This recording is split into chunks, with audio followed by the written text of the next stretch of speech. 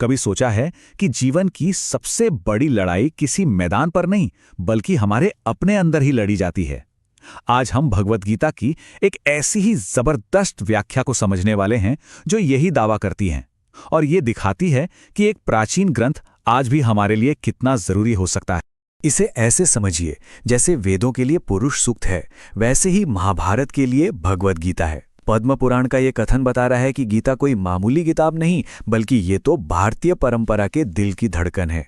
अक्सर हमें लगता है ना कि पुराने ग्रंथ किसी खास दौर या संस्कृति के लिए होते हैं, लेकिन गीता इस सोच को तोड़ती है। ये तो एक ऐसा संवाद है जो हर किसी के लिए हर जमाने में खुला है, ताकि हम अपने सबसे मुश्किल सवालों के जवाब ढूंढ सकें। पर हाँ, एक बड़ी मुश्किल तो है।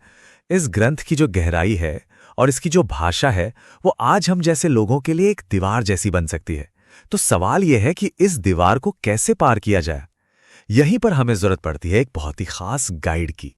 और वो गाइड हैं स्वामी समर्पणानंद सरस्वती, एक ऐसे विद्वान जो न सिर्फ प्राचीन ज्ञान को समझते थे बल्कि उसे आज की दुनिया से जोड़ना भी जानते थे। वो एक पुल की तरह थे। जरा सोचिए, एक तरफ संस्कृत भाषा पर उनकी पकड़ इतनी गहरी कि वो उसके हर एक पहलू को जानते थे, और दूसरी तरफ अंग्रेजी पर भी उनकी पूरी कमांड थी। ये जो कॉम्बिनेशन है ना, यही उन्हें गीता के ज्ञान को हम तक पहुंचाने के लिए सबसे सही इंसान बनाता है। लेकिन बात सिर्फ मुश्किल शब्दों को आसान बनाने की नहीं है।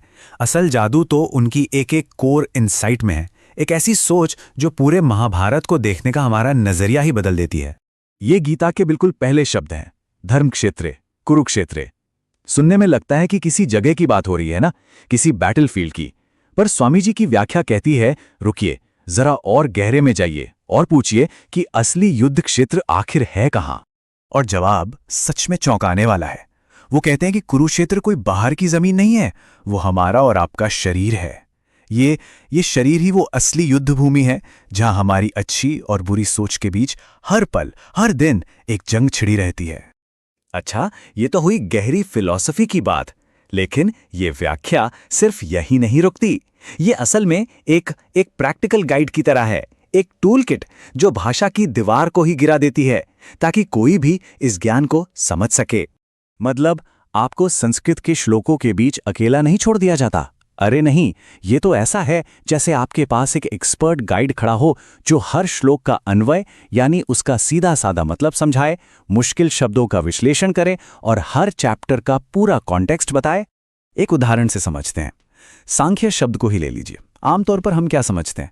फिलॉसफी का एक स्कूल, राइट? पर स्वामी जी की व्याख्या कहती है कि नहीं, सांख्य एक थ्योरी से कहीं ज्यादा है। ये तो वो काबिलियत है, वो समझ है जो सुख दुख हार जीत हर हालत में शांत और स्थिर रहती है। और ये सिर्फ एक शब्द की बात नहीं है। संप्लुतोद के वेदवादिनः, विश्वरूप, पाप योनि, ऐसे कितने ही मुश्किल लगने वाले शब्दों को एकदम साफ कर दिया गया है ताकि मतलब पूरी तरह से समझ में आए। तो इन सब का मतलब क्या है?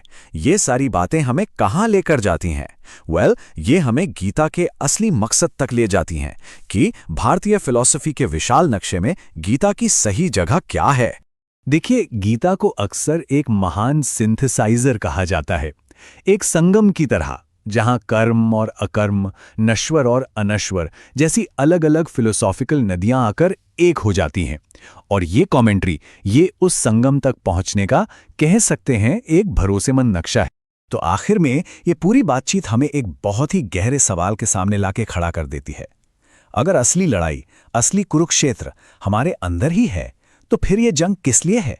इस लड़ाई में जीत का मतलब क्या है? और शायद इन सवालों के जवाब ही वो खजाना है जो गीता की इस यात्रा पर निकलने से मिलते हैं।